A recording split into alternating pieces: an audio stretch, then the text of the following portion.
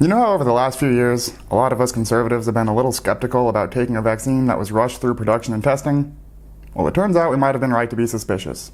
A recent study by the International Journal of Vaccine Theory, Practice, and Research shows that Pfizer hid the data on nearly 80% of deaths during its COVID vaccine trials so they could acquire emergency use authorization. Interestingly, mainstream news still hasn't touched the story. They acknowledge there's a rise in cardiac events, but would rather you believe it's from daylight savings, video games, a keto diet, soil, or even joy. I'm not even joking. Let's get into this.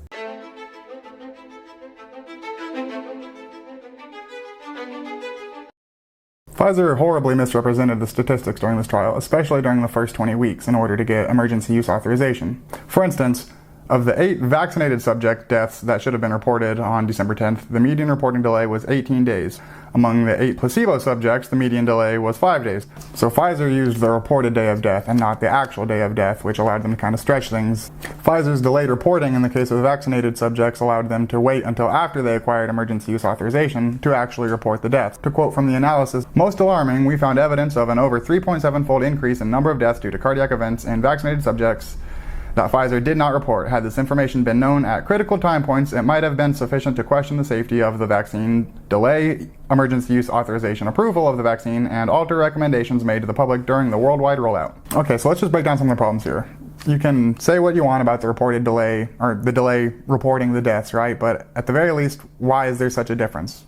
If the median reporting delay was 18 days in vaccinated subjects and 5 days in placebo subjects, just the difference in the recording delay between the vaccinated group and the placebo group adds problems, right? Because, we all learned the scientific method when we were in elementary school, right? Or at least, I hope we did.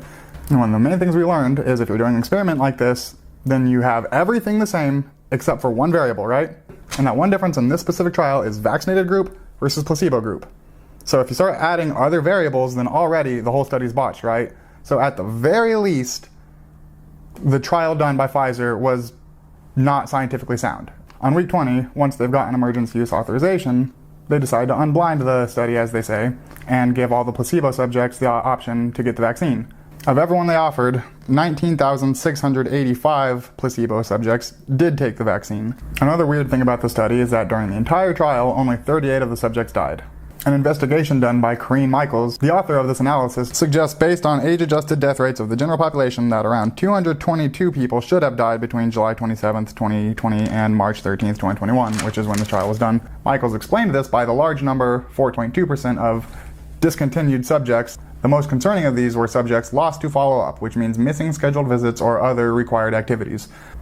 These are not insignificant numbers and could easily account for the low number of deaths reported in the safety period of the trial. Given the importance of knowing the status of each trial subject, there should have been greater effort to locate these individuals. 4 sites reported more than 20 subjects lost to follow-up, amounting to about 5% of all trial subjects. Since the vaccine makers were responsible for trial site oversight, the authors wrote, "Sites with excessive numbers of lost to follow-up should have been evaluated for performance." Another thing I want to go into is that during the 20 weeks before unblinding, it says there was no significant difference in deaths between the two groups. Keep in mind that they were misrepresenting the numbers, with delaying the deaths significantly more on vaccinated subjects rather than placebo subjects. Even if we're taking them at their word, and we're not worried about the delays, at the very least, it means there was no reason to unblind the patients.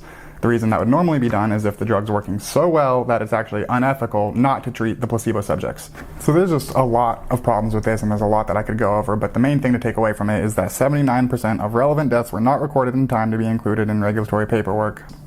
Again, obscuring the dangers and allowing Pfizer to get emergency use authorization. As I mentioned, mainstream news still hasn't touched the story. They acknowledge the rise in cardiac events, but they've come up with some pretty ridiculous ways to explain it. Let's go through a few of these. Newsroom says biological clock shock. Springing forward may have drawbacks for heart health. New York Post. Video games could trigger deadly heart problems in children. ABC. Keto-like diet linked to higher risk of heart disease. The Sun. Urgent warning to gardeners as soil increases risk of killer heart disease. And my personal favorite, Mirror, says university student dies of joy after hearing he'd passed his exams with flying colors.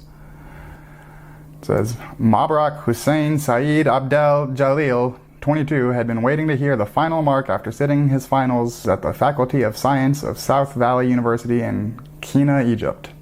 When he finally ripped open the envelope, he was thrilled to find he had passed, but then felt a sudden pain in his chest and was rushed to hospital. Doctors found he'd suffered a heart attack and he died later the same day. The list goes on and on like this. I'll leave some more links in the description. Thanks for watching. If you enjoyed this video, please like and subscribe, and feel free to head on over to Rumble and follow me there too. It's completely free, and you'll find even more patriotic individuals giving you the real news. Remember to stay informed, and until next time, take care.